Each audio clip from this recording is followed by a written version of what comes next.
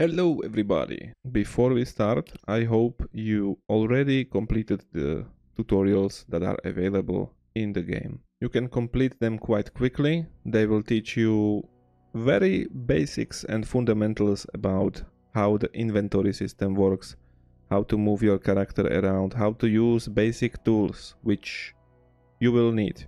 Okay, so let's create a new world. There's a few options in regards to which planet you want to start with. As a new player, you are interested in playing on Moon to learn the fundamentals, and once you know them, you can try to play on Mars. So we're gonna start a new save on the Moon. The information that you should care about is if the world has atmosphere and what the atmosphere is like, the temperature and the pressure, and also how much power does the sun or sol provide. I'd say if this number is above 400 watts per meter square, you can rely on the sun as a source of power in that environment. Why is this all important? Because before you drop down on the planet, you want to have a plan in mind. Especially if the planet is kind of hostile one. Let's say you're going to Europa. The moment you land, the clock is ticking. So we are picking the Moon as our starting place. And now you have a few difficulty options. I would highly suggest that you do not play on creative or easy. If you want to learn, you should be playing on normal. Do not play on Stationeers. The Stationeers difficulty basically doesn't make the game difficult by bringing some new interesting mechanics to the game that are making the game harder. What it does is what you see on the right side again. You are just running out of water faster. You need to drink more. You are running out of food faster. You need to eat more. You are running out of oxygen faster. You need more oxygen. And you will soon find out that these are kind of frustrating, so it's not worth playing on the Stationeers difficulty. Let's just pick normal. We want to learn. Let's go. Let's name our save. I will call this Let's Play. And now you can choose your starting conditions. What this means is once you drop down, what kind of supplies will you drop with? It may sound crazy, but I think every new player should start with brutal. Why is that? As a new player, if you start with standard supplies, you're going to have a lander with you. That lander is going to have quite a few tanks. You're going to have fuel tank, oxygen tank, water tank. You're going to have supplies, construction supplies, electrical supplies, You know what I mean. There's a lot of stuff that will land with you. Now, once you open these crates as a new player, wow, what the hell do I need all this for? You will not know how to use most of these things, and you will just be standing there figuring out what the hell do I do.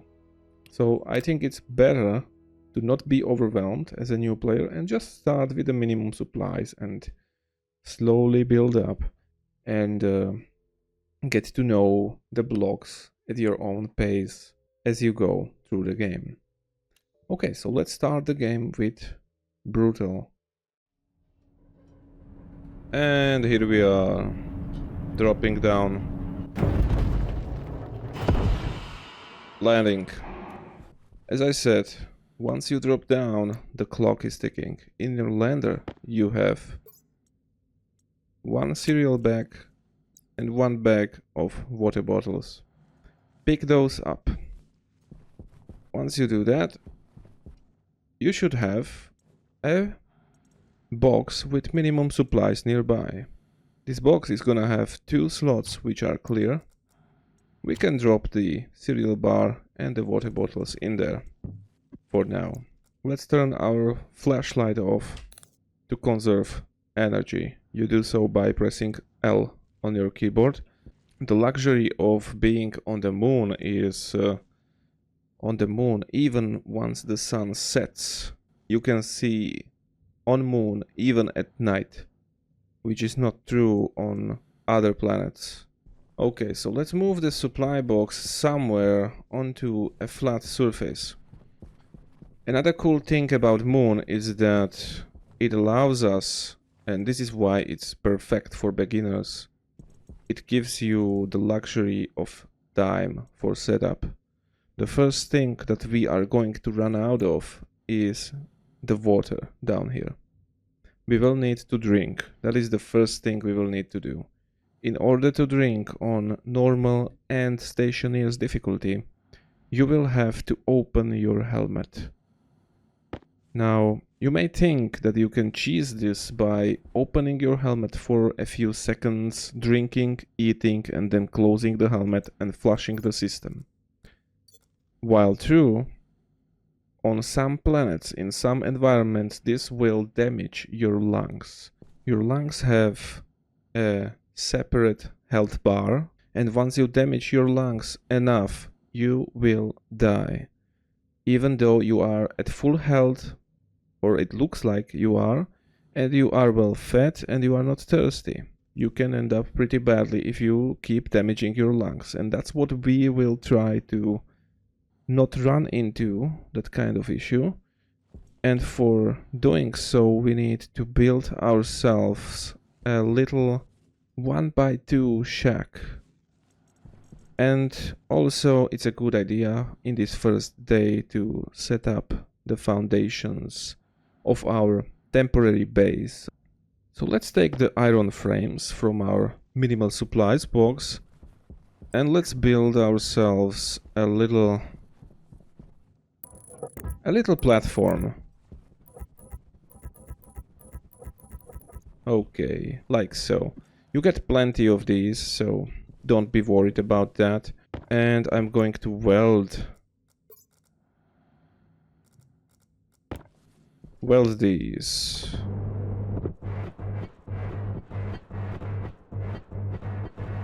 You may have noticed that I have not welded these fully, as there are 2 welding stages of frames. I did that because obviously I want to conserve materials right now. We do not have much materials. Okay, so you have a production package and also a solar power package. Solar power package is the important one right now, so let's unpack these things and let's go over what's in here. So what do we have in here? Not much. There is a battery charger, an area power controller kit, and a solar panel, which will serve as our main source of power for a while. So let's set this up.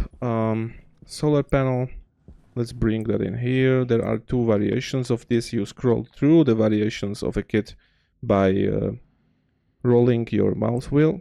You either have a variant where you have a combined power and data port, or you have them separate. In our case, it doesn't really matter at this point. Let's use the combined one.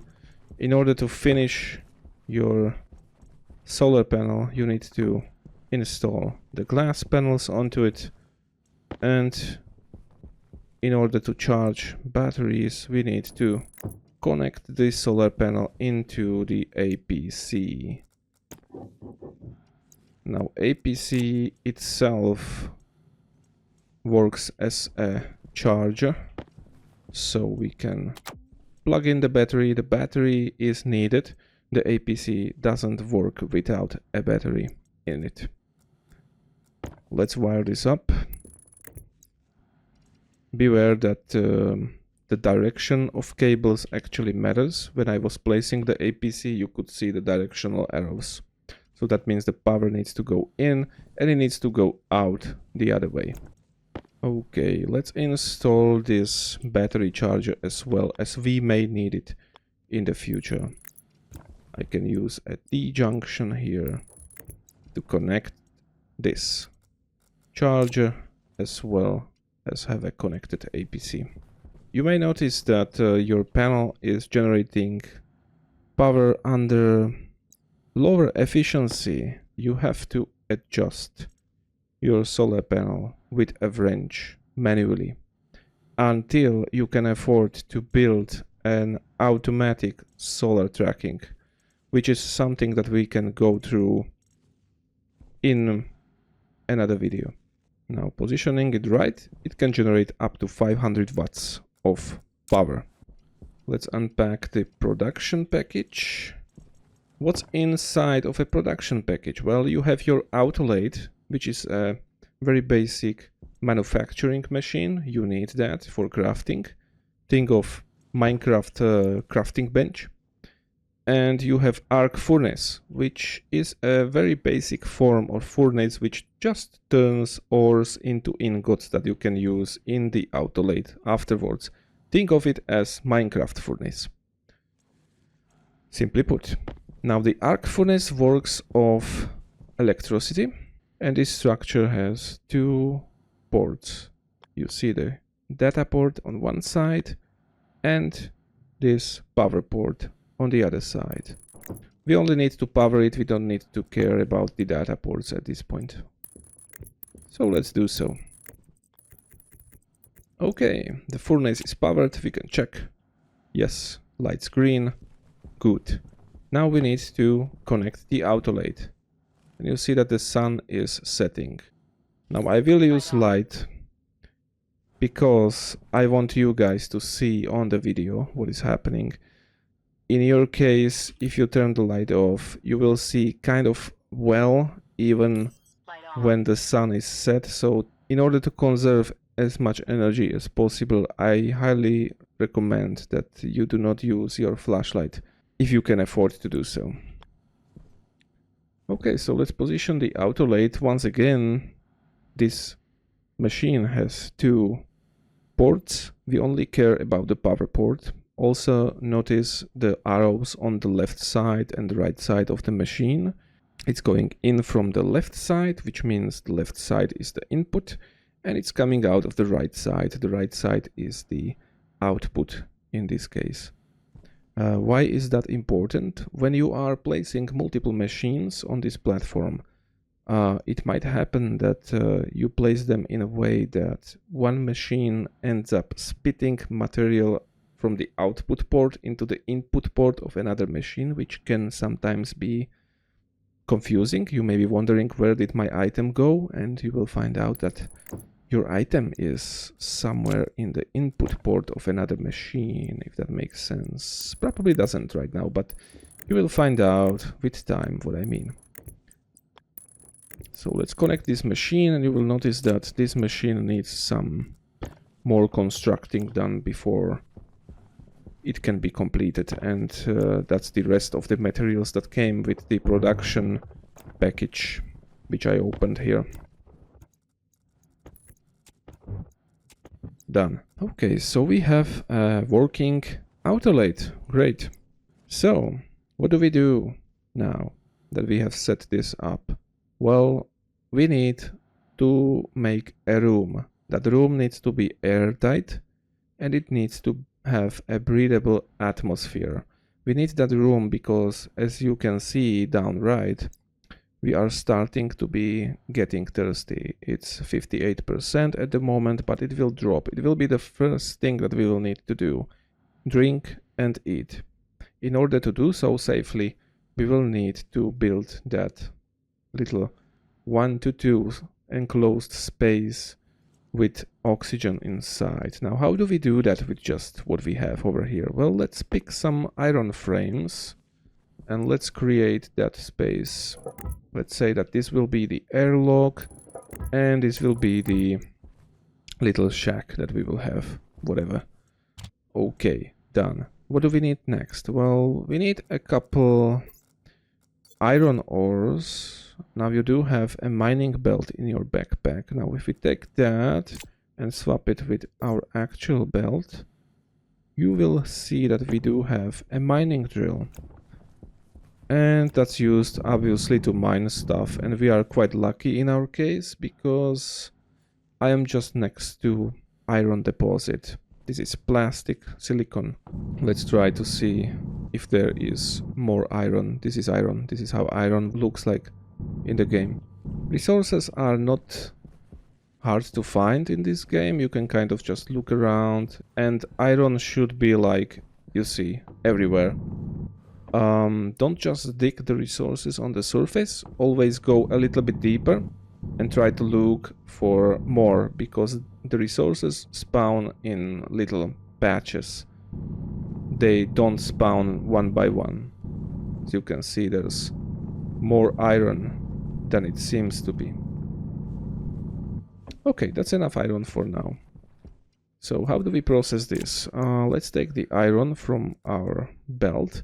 Now, if you do not have mining belt equipped and you are mining, the ores will kind of stay on the ground and you will have to manually pick them up. So that's why it's good to equip the mining belt as well, because while you're mining and your mining belt is equipped, you will be gathering the resources automatically into your mining belt slots.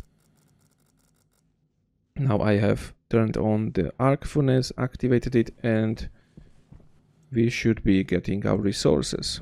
The issue is the battery here is discharging as a result of that.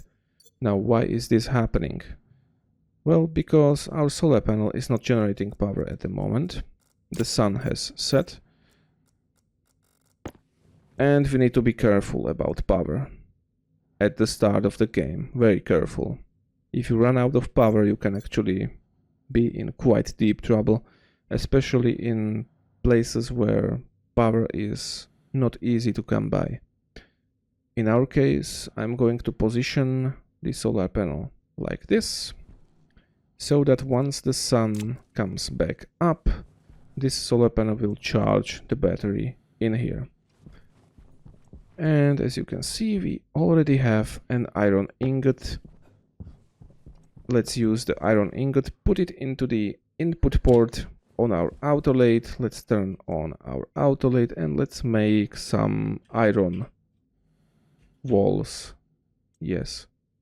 How many do we need? Well, 2, 4, 5, 6, 7, 8, 9, 10, I believe.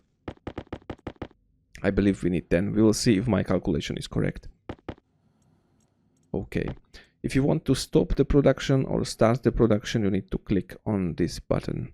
And if you want to search for something that you want to craft, you can get this magnifier icon. And you will search either manually or, much better, you will type in to filter what you want to make.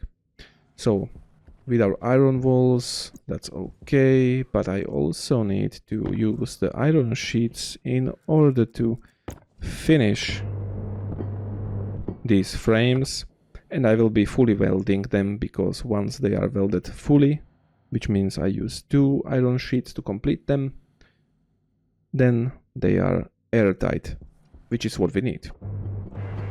There you go. Now let's go with the walls.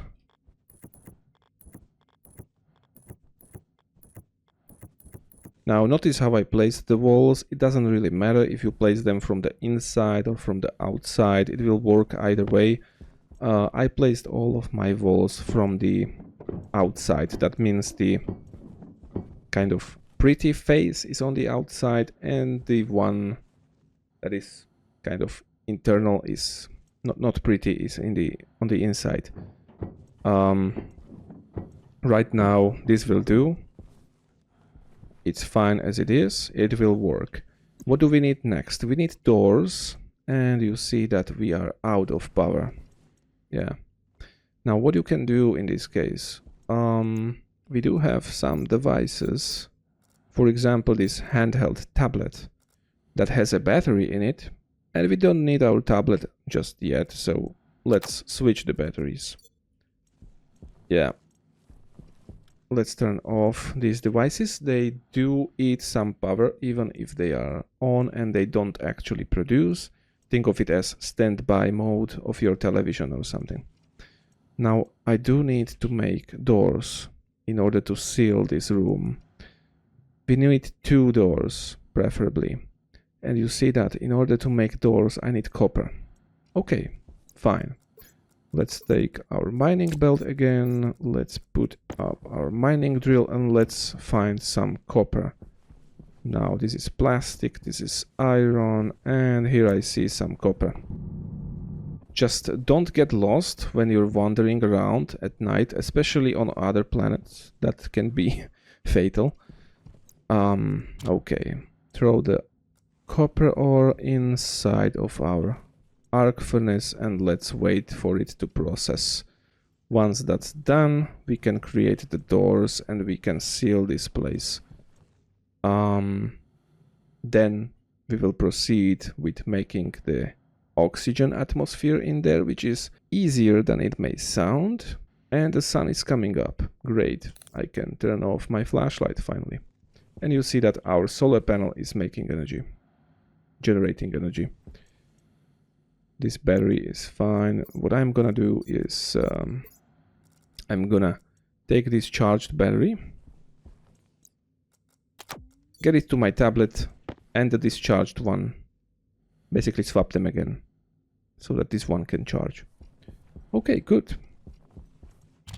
There you go. And let's make the doors. We need 2 of them to make a very, very simple airlock system, manual airlock system. It won't even be an airlock system. It will just be a barrier. Think of. We will still lose air if we go outside. We will make airlock a primitive one in the next episode. Okay, so we have 2 doors. Now, once again, there are more variations of doors that you can use. The simplest one is the manual hatch. Let's build 2 of those. Now, we need to complete them somehow. Let's see what this door needs. Iron sheet. Okay, we do have iron sheet somewhere. Good. Okay, let's open that. And let's open that. Alright, now we have finished our little room. But we need oxygen. How do we get oxygen? Well, it depends. Some planets do not have ices on the surface. But luckily, Moon has ices on the surface. Now this is nitrice. That's not what we are interested in. We need a blue ice. Do you see blue ice anywhere? Ah, I see one. Just behind our shack. How convenient. Now, this blue ice we can mine. Okay, that's enough. 43, that's even more than we will need probably. Okay, now what we will do? We'll go inside. If you look down the right side of the screen, here it says external, 0 kilopascals of pressure and no temperature. What does that mean? Well, if I grab some ice into my hand and I drop it, nothing's happening, right? Now this ice that we collected is called oxide. If you go to F1, which is a handy Stationpedia, remember this is where you will find a lot of useful information, and you type in oxide, this will come up. Now what is it? Ice oxide. And if you scroll down, you will find out that the oxide is made up of 23 moles of oxygen and 3 moles of nitrogen, which is cool. That's okay. That's gases that we can breathe, right? But this ice ball is not melting at the moment because the room temperature is none. It doesn't exist. There's no atmosphere in the room. How do we help it? Well, there's a nice feature. If you grab your welding torch, you turn it on, you melt 1 ice. That's enough. And now you see that the ice is melting. It melted on itself, and we can use the rest of it as well. Let's see how much we need. Watch the external pressure. We want to go somewhere around, let's say 40-50 kilopascals is enough. Okay, nice. It's still 0 degrees. If you really want to, you can pop a road flare. This will bring the temperature up a little bit. But now what I can do is I can go to my helmet, unlock the helmet and open it. The shortcut for opening your helmet is I on the keyboard, if you are curious. And at this place now we are kind of safe and we can eat and drink without damaging our lungs. And it was just about time that we do so. Okay, so far so simple. I hope you enjoyed this first episode. And if you did, please leave a like, leave a comment, and I'll see you in the next episode, where you will find out how to, well, survive even further. Thanks for watching. Bye.